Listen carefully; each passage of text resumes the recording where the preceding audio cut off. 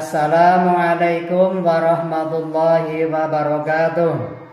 Yang terhormat Bapak Ibu dosen tim penguji ujian UKIN PBG dalam jabatan tahun 2023, memperkenalkan nama saya Nasimun, guru fikih di MI Muhammadiyah Sunyalangu, Kecamatan Karanglewas, Kabupaten Banyumas. Sekaligus saya mahasiswa PBG dalam jabatan tahun 2023 angkatan ketiga di LPTK UIN Raden Mas Said Surakarta. Pada hari ini Kamis tanggal 12 Januari tahun 2023, saya akan melaksanakan ujian kinerja secara real pada kelas 2 MI Muhammadiyah Sunyalangu, Kecamatan Karanglewas, Kabupaten Banyumas, dengan materi berdoa setelah sholat fardu. Berikut ini video saya apabila saya menyampaikan materi ini banyak kesalahan atau kekeliruan. Saya mohon bimbingannya dan saran kepada Bapak Ibu tim penguji untuk memperbaiki kinerja saya yang lebih baik lagi. Sekian, lebih kurangnya saya mohon maaf yang sebesar-besarnya. Billahi taufiq wal hidayah. Assalamualaikum warahmatullahi wabarakatuh.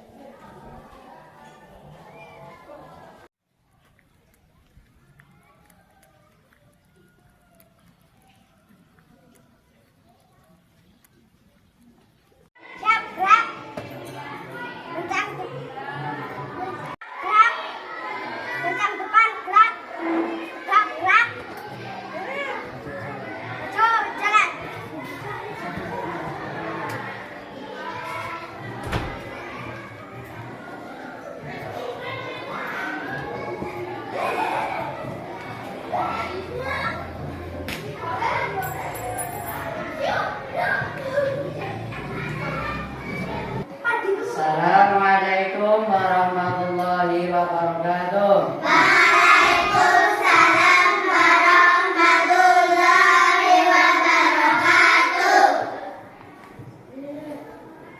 Kabar anak-anak? Baik. Sehat? Sehat. Masih semangat? Masih. Allahu Akbar, hebat.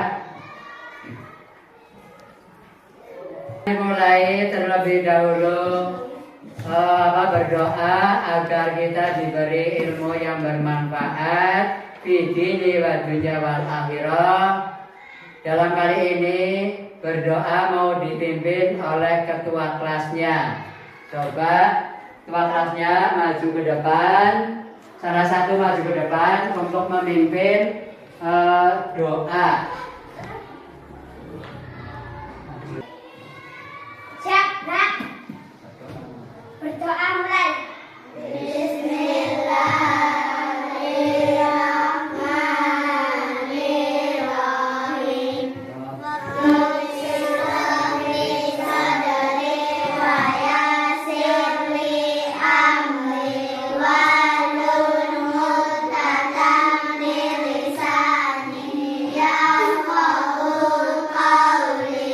Raditu billahi rabban wa bil islami dinan wa bi Muhammadin nabiyyan wa rasulan. Rabbi zidni ilman warzuqni fahman. Amin. Terima kasih atas doanya. Mudah-mudahan kalian mendapat ridho Allah Subhanahu wa Ta'ala dan juga diberi ilmu yang bermanfaat di dini wa dunya wal akhirah. Amin amin ya rabbal alamin. Sebelum pelajaran dimulai ini Pak Guru mau ngecek absensi kalian atau kehadiran kalian. Hari ini berangkat semua ya? Ada yang tidak berangkat? Kalau yang tidak berangkat, kalau sakit, saya mohon kepada kalian, mudah-mudahan didoakan semuanya ya, mudah-mudahan sakitnya lekas diangkat oleh Allah Subhanahu wa Ta'ala, diberi kesembuhan dan juga untuk bersekolah kembali bersama kita, mudah-mudahan cepat-cepat sehat. Selanjutnya yaitu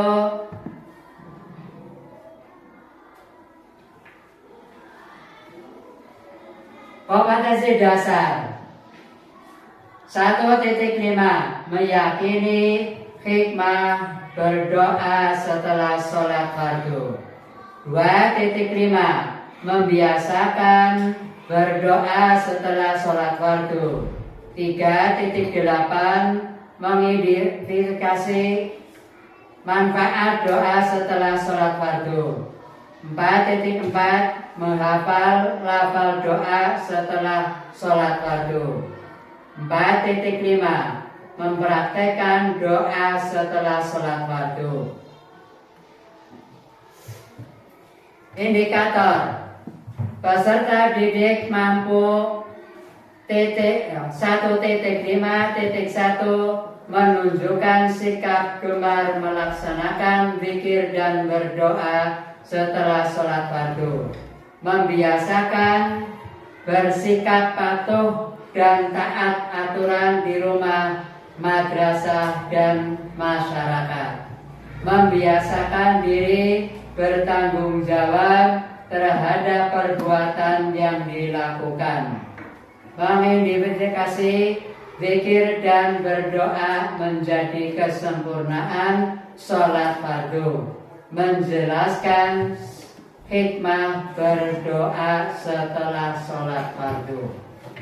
Adapun tujuan pembelajaran setelah mengamati, menanya, menalar, mengomunikasikan, peserta didik dapat melafalkan, melakukan berdoa setelah sholat fardu serta menyebutkan waktu yang baik untuk berdoa. Lalu hal-hal yang perlu diperhatikan dalam berdoa. 1. Memulai berdoa dengan membaca basmalah. Yang kedua, mengangkat kedua tangan apabila kita berdoa. Yang pertama itu membaca basmalah. Yang kedua, kita supaya apa? Mengangkat kedua tangan. Kalau kita mau berdoa ya tangannya itu diangkat karena apa? Kita memohon kepada Allah Subhanahu wa Ta'ala. Kita harus diangkat tangannya. Yang ketiga, hati yang khusyuk. Arti yang khusyuk itu tenang, tumanina, tidak berasa gerusu, tidak tergesa-gesa. Itu yang namanya tumanina khusyuk. Jadi kita berlatih untuk berdoa itu hati yang khusyuk.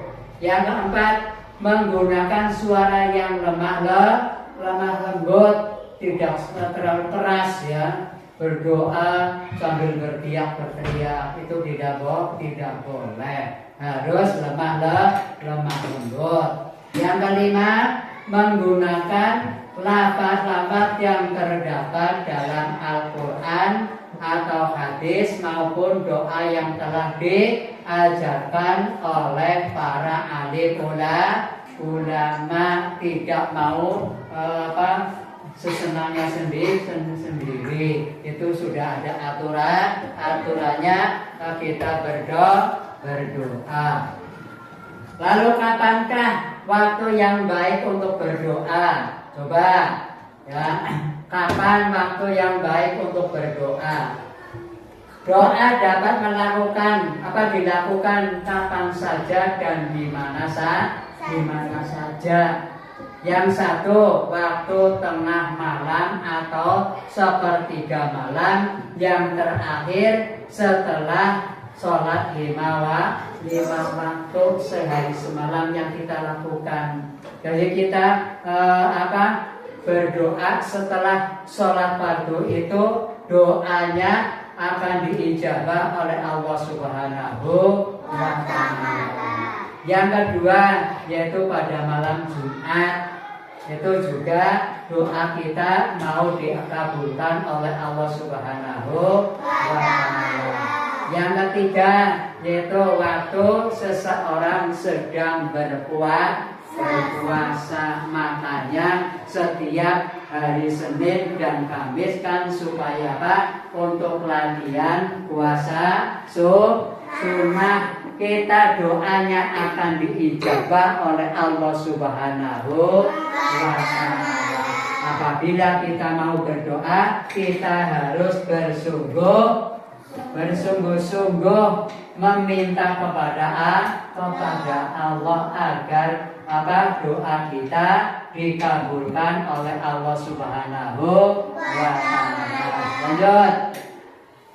Membaca doa yang pertama itu minta keselamatan dunia dan akhirat, dan juga tidak lepas kita semuanya manusia biasa punya kesalahan, punya dosa, banyak sekali dosa atau kesalahan yang kita lakukan sehari-harinya. Makanya kita disunahkan atau diwajibkan untuk berdoa kepada Allah, yaitu membaca istighfar, yaitu astaghfirullahaladzim la ilaha illa huwal hayyul qayyum wa atubu ilaihi. Ini di doa dibaca tiga kali.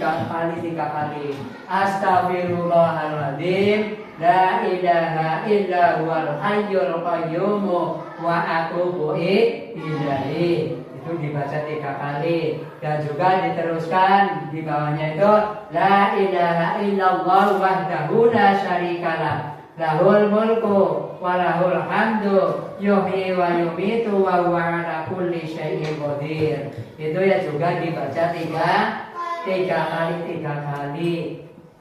Lalu terus membaca doa Allahumma antas salam wa minkas salam wa ilaika ya'udus salam wa hayyina rabbana bis salam wa lakhilal jannata daras salam tabarakta rabbana wa ta'alaita ya dal jalali wal ikram. Ini doa yang kita selalu sehabis sholat tidak lepas harus membaca doa ini. Karena kita semua manusia tidak lepas berbuat kesalahan, baik disengaja maupun tidak, yang terang-terangan maupun tersembunyi. Kita memohon ampun kepada Allah. Mudah-mudahan apa yang kita lakukan, apabila kita mau minta ampun kepada Allah Subhanahu wa Ta'ala, Allah akan mengampuni. Dan juga berdoa menjadi anak yang pandai. Kalian sudah berdoa tadi, mau belajar supaya kita mendapat ridho Allah Subhanahu wa Ta'ala, diberi kepahaman apabila kita menuntut ilmu, yaitu doanya raditu billahi rabba wa bil islami dina wa bi muhammadin nabiyya wa rasula rabbi zidni ilma warzuqni fahma amin. Itu doa yang setiap kita dibaca, dihafalkan apabila kita mau belajar, yang artinya kami ridho Allah Subhanahu wa Ta'ala sebagai Tuhanku, Islam sebagai agamaku, dan Nabi Muhammad Sallallahu Alaihi Wasallam sebagai Nabi dan Rasul. Ya Allah, tambahkanlah kepadaku ilmu dan berikanlah aku pengertian yang baik. Itu doa yang setiap kita lakukan. Dan juga ada lagi doa yang mau belajar, itu ada lagi, yaitu Allahumma ftah alaina hikmataka wansur alaina min khazaini rahmatika ya arhamar rahimin. Itu juga doa mau belajar, yang artinya wahai Tuhan kami, berilah ke atas kami karuniamu dan bentangkanlah ke atas kami gedung rahmatmu, wahai Tuhan yang maha pengasih. Itu doa mau belajar, dan tidak lupa kita memohon kepada Allah, yaitu supaya dijauhkan dari sifat jelek atau sifat buruk. Doa ini yang terdapat di surat Ali Imran, yaitu ayat 8 yang berbunyi Rabbana la tuzigh qulubana ba'da idh hadaitana wa hab lana min ladunka rahmatan innaka antal wahhab. Itu doa yang kita sering lakukan, yang artinya ya Tuhan kami, janganlah Engkau condongkan hati kami kepada kesesatan sesudah Engkau berikan petunjuk kepada kami. Berilah kami karunia dari sisimu, sesungguhnya Engkau yang maha pemberi. Ini Quran surat Ali Imran ayat 8.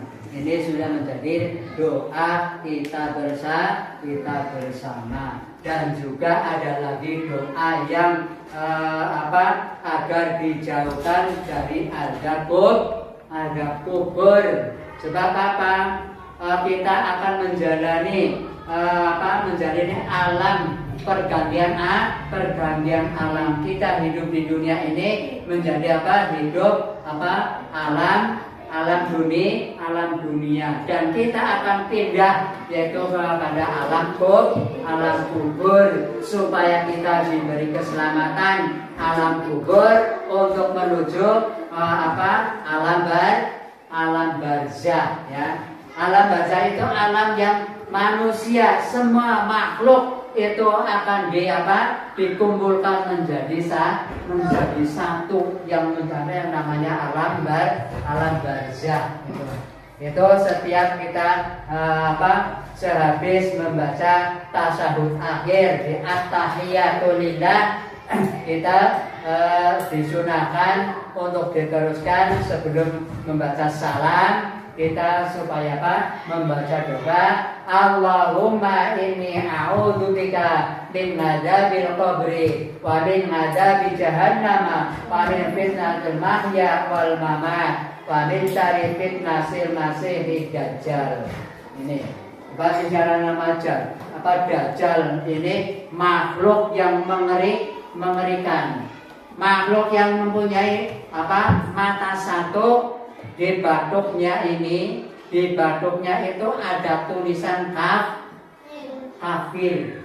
Ini yang namanya Dajjal. Makanya kita harus hati-hati selalu berdoa dengan doa ini. Kita selalu dihafalkan supaya dijauhkan dari fitnah Dajjal yang mau merusak keimanan kita. Nah, kita harus kuat dengan menghadapi makhluk Allah yang mengerikan itu. Mudah-mudahan dijauhkan. Amin amin ya rabbal alamin. Lanjut. Nah juga ada doa kedua orang tua.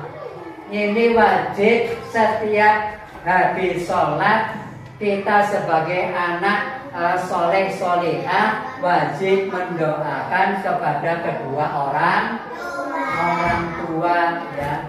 Kalian sehabis sholat duha ya, sholat duha kan sering hafalkan, apalagi sehabis sholat fardu doanya itu Allahumma fir dzunubi wali walidayya warhamhuma kama rabbayani shaghira, yang artinya ya Allah, ampunilah dosa-dosaku dan kedua orang tuaku, baik ibu maupun bapakku. Sayangilah mereka seperti mereka menyayangiku di waktu kecil gitu. Dan juga disunahkan lagi kita supaya mendoakan kepada kaum muslimin dan muslimat lanang dan perempuan kita supaya didoakan karena semuanya itu menjadi saudara kita, yaitu doanya itu Allahumma fir lil muslimina wal muslimat wal mu'minina wal mu'minat al ahya'i minhum wal amwat. Itu doa setiap kita sehabis sholat disunahkan untuk memohon ampun kepada Allah, yaitu khususnya bagi kaum muslimin dan muslimat, yang artinya ya Allah, ampunilah seluruh kaum muslimin dan kaum muslimat, kaum mukminin dan kaum mukminat, baik yang masih hidup maupun yang sudah meninggal. Barang siapa memintakan maghfirah atau ampunan dosa untuk kaum mukminin dan kaum mukminat, niscaya Allah catat baginya satu kebaikan untuk setiap mukmin dan mukminat. Itu doanya. Doa sapu jagat. Nah ini kadang-kadang kita tidak tahu ya, doa sapu jagat sih doa itu bagaimana. Yang itu sering kita lakukan atau kita hafalkan, yaitu yang disebut dengan doa sapu jagat, yaitu doa keselamatan dunia dan akhirat, yang lafaznya Rabbana atina fid dunya hasanah wa fil akhirati hasanah wa qina adzabannar, yang artinya ya Tuhan kami, berilah kami kebaikan di dunia dan kebaikan di akhirat, dan lindungilah kami dari siksa neraka. Doa memohon supaya kita diberi kebahagiaan dunia dan akhirat. Tata cara berdoa ini kita harus diperhatikan. Ada tata caranya. Satu yaitu kita harus bersih atau suci badannya, pakaiannya dari kotoran najis dan hadas ya. Jadi kita harus bersuci baik badannya, pakaiannya, tempatnya dari kotoran najis dan hadas ya. Kita harus bersuci. Yang kedua, mulai berdoa dengan melafal ta'awud. Ta'awud siapa? Yaitu melafalkan a'udzu billahi minasyaitonir rajim, bismillahirrahmanirrahim, dan juga melafalkan sholawat dan diteruskan dengan membaca hamdalah. Yang ketiga yaitu mengangkat kedua tangan. Tangan kita harus diangkat apabila kita berdoa atau memohon kepada Allah. Yang selanjutnya berdoa dengan hati yang khusyuk, hati yang tenang, ya, yang tumanina. Yang selanjutnya itu mengakhiri doa dengan membaca sholawat yang diawali dengan sholawat, diakhiri dengan sholawat. Nah, ini ada tepuk sholat, ya. Baru contohnya tepuk 2 prok menunjukkan sholat subuh, ya. Prok apa? Tepuk 4 ya. Prok menunjukkan sholat zuhur. Tepuk 4 lagi yaitu prok menunjukkan sholat asar. Tepuk 3 prok menunjukkan sholat maghrib. Tepuk 4 prok menunjukkan sholat isya. Itu ada tepuknya. Coba diperagakan. Coba ayo 1, 2, 3. Tepuk 2 prok.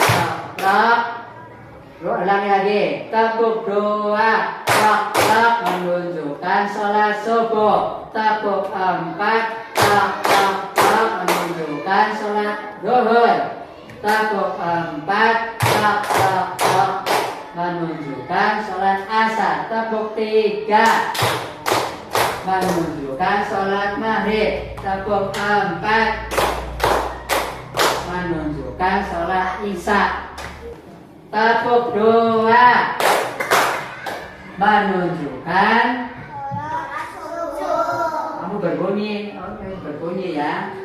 Ulangi. Tepuk 2 sholat subuh. Tepuk 4 menunjukkan sholat zuhur. Tepuk 4 menunjukkan sholat asar. Tepuk 3 menunjukkan sholat maghrib. Tepuk 4 menunjukkan sholat isya. Ya, itu seperti itu. Ada tepuknya. Lanjut. Manfaat berdoa. Ada manfaatnya. Manfaatnya itu bagaimana, ya? Yang satu, manfaatnya yaitu faedahnya kita berdoa itu mendekat diri kepada Allah. Kita berdoa itu sedang apa? Mendekat, ya, mendekat kepada Allah. Ibarat kalian apa? Bercermin di kaca. Kalau kita bercermin, cerminnya dekat, kita dekat, itu gambarnya akan besar. Nah, kalau kita bercermin, cerminnya kita jauh, gambarnya akan kecil. Nah, itu. Makanya kita berdoa, manfaatnya berdoa, kita mendekat supaya gambar kita disorting oleh Allah Subhanahu wa Ta'ala ini gambarnya gede, besar. Itu manfaatnya mendekat diri kepada Allah. Yang kedua, menghindarkan diri dari sifat sombong. Sifat sombong sih gimana? Nah, kalau kita sehabis sholat langsung salam